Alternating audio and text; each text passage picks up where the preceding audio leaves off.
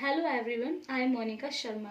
आज की क्लास में हम बात करेंगे फ्रैक्शन यानी कि भिन्न क्या होते हैं। पहले थोड़ा डिटेल्स में जान लेते हैं। देखिए, भिन्न यानी कि फ्रैक्शन ऐसी संख्या होती है, यानी वो संख्या होती है जो किसी वोल को, यानी मान लीजिए वॉल यानी कोई गोला है, या देखिए ये है, ये किसी वोल को कई भागों में व्यक्त कर देती है। ठीक है, कितने ही भागों में उसने उसको व्यक्त कर दिया, ऐसे ऐसे ऐसे, आई मीन कितने ही भाग होते हैं जिसको वो कितने भागों में व्यक्त कर देती है। ठीक है, यानी कि फ्रैक्शन।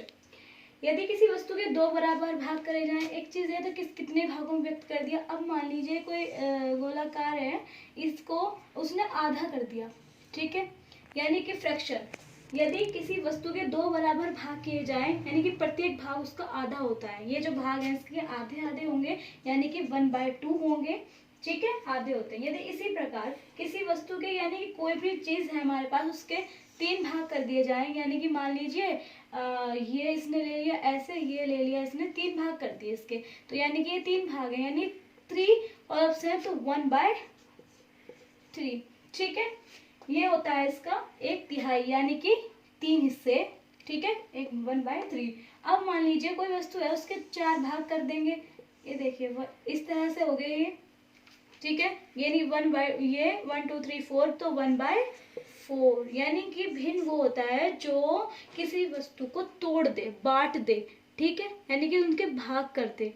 ठीक, क्या कहलाते हैं? मिश्र भिन्न। देखिए, ये इस तरह से हम इसको एक चित्र की ड्रॉ करा है इसको समझने के लिए। ठीक है, अब मान लीजिए वो आपने रैशनल नंबर्स तो पढ़े होंगे। रैशनल नंबर में एक डेफिनेशन थी कि कहते हैं कि जिसे P/Q के रूप में निरूपित किया जाता है, मतलब लिखा जाता है, और जहाँ Q नॉट 0 होती है वो था रैशनल नंबर। यही डेफिनेशन है इसकी है कि दूसरे शब्दों में हम इसे कह सकते हैं कि जहाँ P/Q के रूप में हम इसे लिखते हैं Q नॉट 0 होता हो, यानी कि P जो होता है वो होता है इसको होता है न्यूमिनेटर्स, यानी कि अंश होता है, और इसमें Q जो होता है वो होता है हर। ठीक है, हर बोलते हैं इसको, इंग्लिश में बोलते हैं न्यूमिनेटर। ओके, और अपॉन डेनोमिनेटर, ओके, डेनोमिनेटर्स। ये होता है P/Q, यानी अंश और हर के रूप में हम इसको लिखते हैं। मान लीजिए एक क्वेश्चन है, इसी के ये फ्रैक्शन को स्टेप से लिखते हैं, इसी के उस बेस पे क्वेश्चन देख लेते हैं। मैं इसको रफ कर दूं, यहाँ से रफ कर देती हूँ। क्वेश्चन देख लीजिए ना, सिंपल से। पहले फर्स्ट क्वेश्चन सिंपल सा होता है कि 1, जैसे ये है 4/5 में, ये बताइए। ये क्वेश्चन सिंपल है, लेकिन कभी कभी पूछा जाता है कि 4/5 में ये बताइए कि अंश और हर क्या है, यानी न्यूमिनेटर और डेनोमिनेटर क्या है। तो ये ऊपर की संख्या जो होती है, देखिए अंश होता है, नीचे की संख्या हर, यानी कि ऊपर की जो संख्या होगी, ऊपर का जो नंबर्स होगा वो न्यूमिनेटर होगा, और डेनोमिनेटर यानी कि नीचे वाला नंबर होगा। तो ये क्या होगा? अंश बटे हर। ठीक है, यानी कि n/d। ठीक है ना, मतलब ये इंग्लिश में लिखूं तो। अब देखिए इसमें ना, इसको सेकंड क्वेश्चन आ जाता है इसी में। इसको एक तरीका हो रहा है समझने का। कुल मतलब मान लीजिए ये मैंने समझाया कॉलम्स के रूप में। कॉलम्स के रूप में बताओ, यानी छायांकित, यानी कि ब्लैक लुक्स के बारे में अगर मैं बात करूँ, उसकी कैसे समझा सकते हैं और इसे, तो देखिए एक स्क्वायर ले लेती हूँ ये।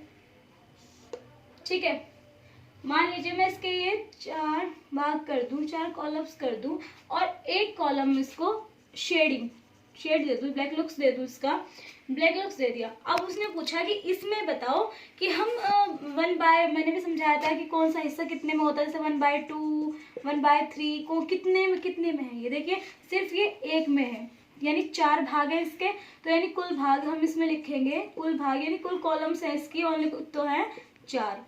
ठीक है, ये 4 है, 1 2 3 4, लेकिन है कितने में? शेडो कितने में? शेड कितने में? ये 1 में, 1 में है, यानी कि जो इसकी ब्लैक लुक्स है वो है 1। ठीक है, ब्लैक लुक्स जो है इसकी वो है 1। तो हम कैसे लिखेंगे इसे? हम लिखेंगे 1/4, यानी कि इसका चौथाई हिस्सा, यानी कि इस 4 में से एक जो इसका ब्लैक लुक्स, एक जो कॉलम है वो है ब्लैक लुक्स, यानी कि 1/4।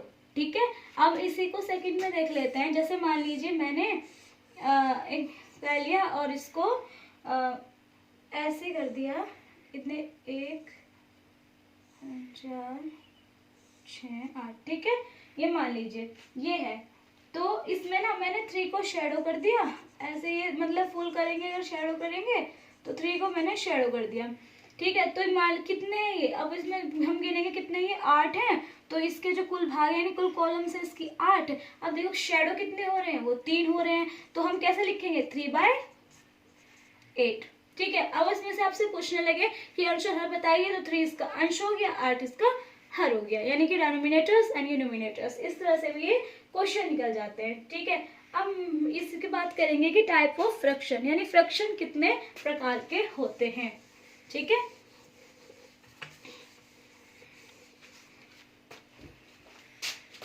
देखिए टाइप्स ऑफ फ्रैक्शन, ठीक है। फ्रैक्शन कितने प्रकार के होते हैं, यानी भिन्न, है ना, ये तो है कितने प्रकार के होते हैं। तो देखिए सबसे पहले आता है प्रॉपर फ्रैक्शन। प्रॉपर फ्रैक्शन यानी हिंदी में बोले तो उचित भिन्न, क्या बोलते हैं, उचित भिन्न, ठीक है। देखिए थोड़ा सा डेफिनेशन जान लेते हैं डिटेल्स में। ऐसे भिन्न जिसमें अंश का मान, यानी कि ऐसे फ्रैक्शन जिसमें न्यूमरेटर्स का जो मान होता है वो डेनोमीटर से कम होता है। देखिए कैसे, क्या कहलाते हैं वो प्रॉपर फ्रैक्शन। कैसे, ये देखो 2/5, 3/7 एंड 3/10 और 3/15 एक्सेट्रा। यानी कि इसने कहा है कि ऐसे भिन्न जिसमें अंश का मान, अंश का ये जो मान है, ये जो अंश है, ठीक है, ये अंश का जो मान है हर के मान से कम होता है, ठीक है, कम होगा, क्योंकि जो ऊपर यानी ये जो न्यूमरेटर्स होगा वो कम होगा डेनोमीटर से, ठीक है, इससे ये कम होगा, तो ये क्या होते हैं, प्रॉपर भिन्न कहलाते हैं। ये ध्यान रखना कि ऊपर की जो संख्या होती है वो कम होगी और नीचे की ज्यादा होगी, तो वो प्रॉपर फ्रैक्शन कहलाते हैं। नंबर सेकंड आता है इम्प्रॉपर फ्रैक्शन, ठीक है, इम्प्रॉपर फ्रैक्शन यानी कि अनुचित भिन्न।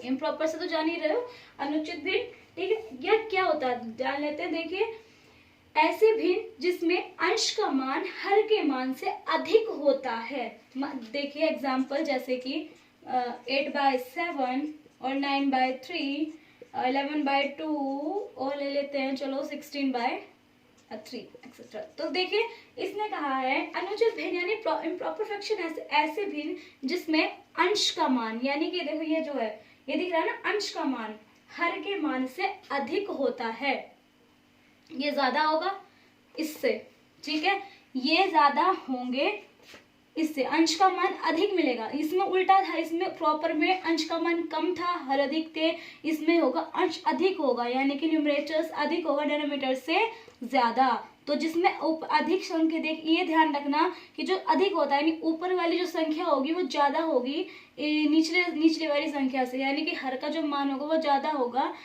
वो कम होगा इससे, ठीक है। तो ये होते हैं इम्प्रॉपर फ्रैक्शन, ठीक है।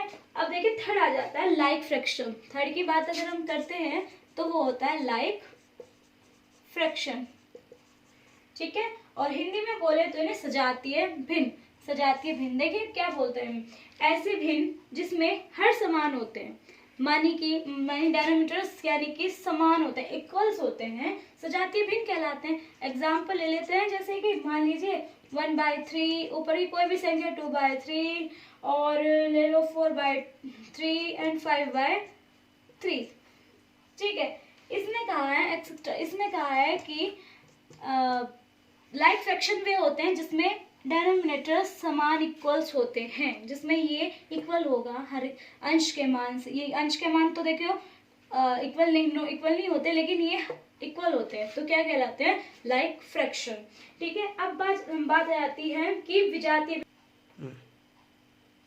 अनलाइक फ्रैक्शन, ठीक है, लाइक फ्रैक्शन हो गया हमारा। अब हम बात करेंगे अनलाइक फ्रैक्शन की, यानी विजातीय भिन्न क्या होता है। मैं इसको रफ कर देती हूँ। अनलाइक फ्रैक्शन, देखिए अनलाइक फ्रैक्शन विजातीय भिन्न, ठीक है, हिंदी में बोले तो विजातीय भिन्न। देखिए क्या होता है, ऐसे भिन्न जिसमें हर असमान होते हैं। क्या होते हैं, हर असमान, यानी डिनोमिनेटर इक्वल नहीं होते, मान जैसे कि एग्जाम्पल मैं इसका ले लेती हूँ, एग्जाम्पल 1/7 ले लिया, ठीक है, 5/3, 4/2 एंड 11/17 एक्सेट्रा। तो इसने क्या कहा है कि ऐसे भिन्न अनलाइक फ्रैक्शन, यानी कि ऐसे फ्रैक्शन जिसमें डिनोमिनेटर समान नहीं होते, असमान होते हैं, ठीक है, इक्वल नहीं होते, वो कहलाते हैं अनलाइक फ्रैक्शन, ठीक है। अब बात करते हैं हम मिक्स्ड फ्रैक्शन की, यानी कि मिश्र भिन्न। अब बात आती है मिश्र फ्रैक्शन, मिश्र भिन्न यानी कि मिक्स्ड फ्रैक्शन, ठीक है, मिश्र भिन्न की। देखिए क्या होते हैं, ऐसे भिन्न जिसमें अंश और हर के साथ पूर्णांक लिखा होता है, ठीक है, ऐसे भिन्न जिसमें अंश और हर के साथ पूर्णांक लिखा होता है मिश्र भिन्न कहलाते हैं। एग्जाम्पल देख लीजिए, जैसे कि 3 4/2, ठीक है, 5 1/3, 7 8/3, ठीक है, अब 11 5/4 एक्सेट्रा। देखिए क्या मिश्र भिन्न जिसमें पूर्णांक लिखा होगा, क्या है पूर्णांक, 3 5 7 11, ये क्या है, पूर्णांक है, ओके। ऐसे भिन्न होते हैं जिसमें पूर्णांक लिखा होता है, मिश्र भिन्न, ठीक है। अब क्या समतुल्य भिन्न, इक्विवेलेंट फ्रैक्शन, ठीक है, मिश्र भिन्न। अब करते हैं समतुल्य भिन्न की बात, कि समतुल्य भिन्न क्या होते हैं, रफ कर देती हूँ। अब बात करेंगे समतुल्य भिन्न की, ठीक है, यानी कि समतुल्य भिन्न क्या होते हैं।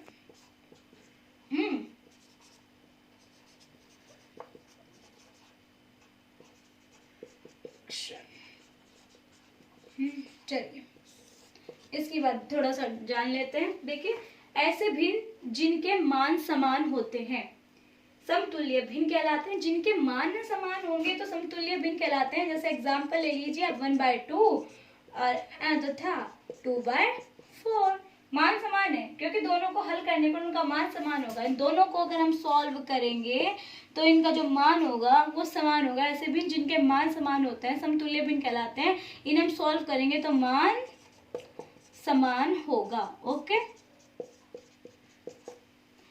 वीडियो पसंद, आज के लिए इतना ही काफ़ी है। एंड वीडियो पसंद आई है तो प्लीज़ लाइक भी करें, कमेंट और शेयर भी करें। और मुझे बताइए कि आपका कोई टॉपिक हो, आपका कोई क्वेश्चन हो तो प्लीज़ कमेंट में मुझे बताइए, मैं उसे सॉल्व करने की पूरी कोशिश करूँगी, सॉल्व करूँगी, ठीक है, ओके, थैंक यू।